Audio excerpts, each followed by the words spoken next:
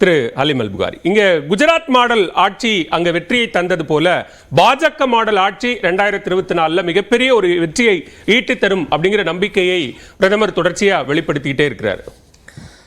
Gujarat model என்றாலே என்னுடைய நினைவுக்கு வருவது அவருடைய ஆட்சியின் போது நடந்த கொடூரமான இஸ்லாமியர்களுக்கு எதிரான கலவரமும், பில்கிஸ் பானு என்கின்ற ஒரு பெண்ணை கொடூரமாக கற்பழித்து அவருடைய சகோதரி ஷமீம் என்பவரை கற்பழித்து கொன்று அவருடைய தாயாரையும் கற்பழித்து கொன்ற அத்தனை பேரும் பாஜகவினர் என்று அவரால் அடையாளம் காட்டப்பட்டு 2002 அவரால் பதிவு செய்ய முடியாமல் இந்த பத்தாண்டு கால NDA 1 NDA 2 பத்தாண்டு கால ஆட்சியை பாஜக மாடல் ஆட்சி அப்படின்னு சொல்றாரு பிரதமர். அதை தான் சொல்றேன், இதான் மாடல் அவங்களது.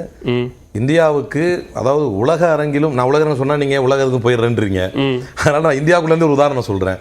அப்படி ஒரு சிம்பிளாக அந்த பெண் 2002 இருந்து போராடி அப்ப பாஜக ஆட்சி நடக்குது மேலையும் கீழையும், அதனால அவங்களால நீதி பெற முடியல. 2008 சிபிஐ நீதிமன்றம் 20 பேரை தண்டித்தது பில்கிஸ் பானு வழக்கில்.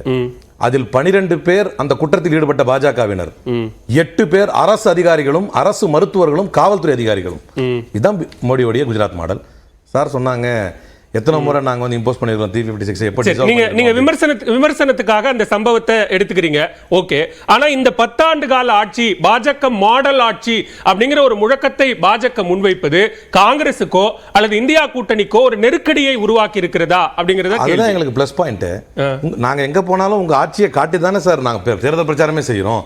இந்த கடந்த 10 ஆண்டுகளில் நடந்த அவலங்களை பாருங்கள், மணிப்பூரை பற்றி வாய் திறக்காத பிரதமரை பாருங்கள், பாஜக மாடல் ஆட்சி, மக்கள் படக்கூடிய துயரங்களை பற்றி இரவோடு இரவாக அறிவித்த டிமானிட்டைசேஷனை பாருங்கள்.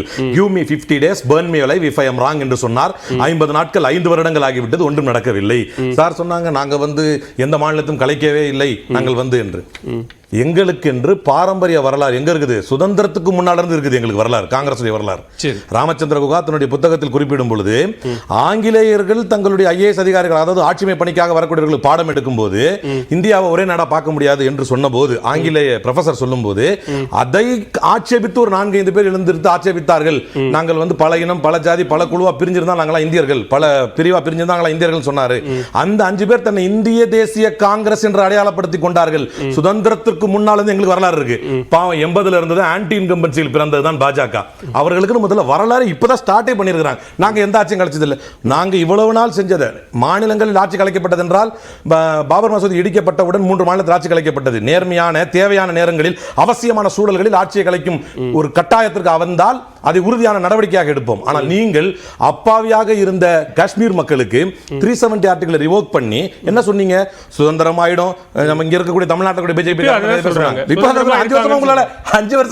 நாடாளுமன்ற தேர்தல் அங்க நடக்குதுல 5 வருஷமாச்சு. ஒரு சாதாரண மற்ற மாநிலங்களை நீங்க டிசால்வ் பண்ணி ஒரு கவர்னர் ஆட்சி கொண்டு வந்தீங்கன்னா 6 months ஒரு டென்யூர், அதுக்கு அடுத்து ஒரு 6 months ஒரு டென்யூர், 1 year ஆட்சி கொண்டு வந்துருவீங்க எலெக்ஷன். ஆனால் உங்களால் 5 ஆண்டுகளாக தேர்தலையே கொண்டு வர முடியாத நிலை. அதுதான் நான் சொல்றேன். RSF அறிக்கையின்படி இந்தியாவிலே 142வது இடத்துல இருக்கிறது. அப்ப சொல்லும்போது என்ன சொல்றாங்கன்னா, longest electronic curfew in the history of the world. Longest electronic curfew in the history of the world. இதை எடுத்து சொல்ல போனா state troll armies weapon of disinformation, பண்டலா வெப்பன் ஆஃப் டிஸ்இன்ஃபர்மேஷன், பொய்யான தகவல்களை பரப்பி ஒரு சாதாரண உதாரணம் சொல்றேன் பாருங்க. புல்கர் சாமியார்கள் அடித்து கொலை செய்யப்பட்டார்கள், அது முஸ்லிம்கள் தான் காரணம் என்று ஒருத்தர் ட்விட்டர்ல ட்வீட் போடுறார். யாரா இருப்பார் நினைக்கிறீங்க?